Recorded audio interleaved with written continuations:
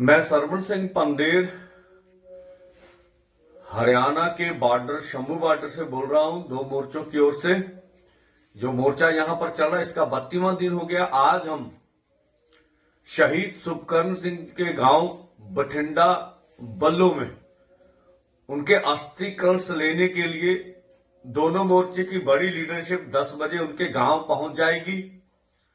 वहां से अस्थि कलश लेकर शाम को इन बॉर्डरों के ऊपर पहुंचा जाएगा और कल 11 से 12 बजे के बीच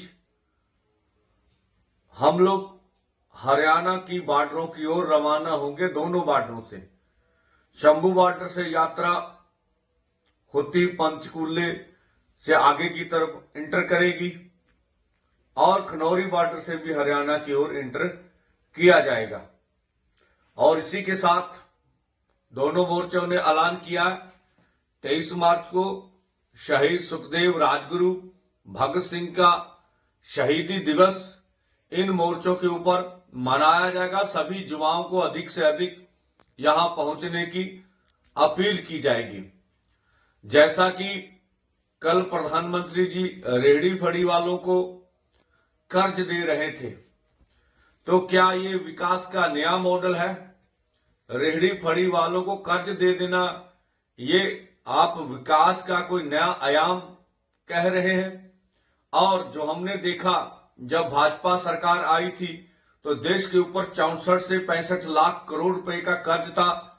आज 1.25 लाख करोड़ रुपए का कर्ज देश के ऊपर हो गया है। इसी को विकास का माध्यम बनाना चाहिए। हम नहीं कहते कर्ज लेके अपना काम गरीब ना चलाए। तो जो हमें लग रहा है बेरोजगारी सबसे बड़ी समस्या इस देश की बन गई है। किसान और खेत मजदूर की हालत बहुत बुरी है। जब से भाजपा की सरकार आई है देश में इमरजेंसी हालात हैं। जो मिनॉरिटीज हैं उनके हकों के ऊपर डाका मारा जा रहा है। दलितों को ज्यादा प्रताड़ित किया जा रहा है जो हमने देखा। हम आशा करेंगे कि किसान मजदूर की मांगों के ऊपर स्वयं प्रधानमंत्री जी संज्ञान लेकर इन मांगों का हल का ऐलान करेंगे, अथवा नहीं तो जब तक हमारी मांगे मान नहीं ली जाती तब तक हम ये आंदोलन जारी रखेंगे। गृह मंत्री जी ये कह रहे किसी की नागरिकता नहीं छीनी जाएगी। जब आपने सीए में मुसलमानों को शामिल ही नहीं किया है तो इसकी सफाई देने की क्या आवश्यकता है? तो ये लग रहा है अभी भाजपा सरकार पूरे दबाव में अलग अलग ढंग से प्रयास करके इलेक्शन जीतने का प्रयास कर रही है। लेकिन देश का किसान और खेत मजदूर इन मांगों को ध्यान रखेगा कि इन्होंने हमें 23 फसलों का लीगल गारंटी कानून दिया कि नहीं दिया।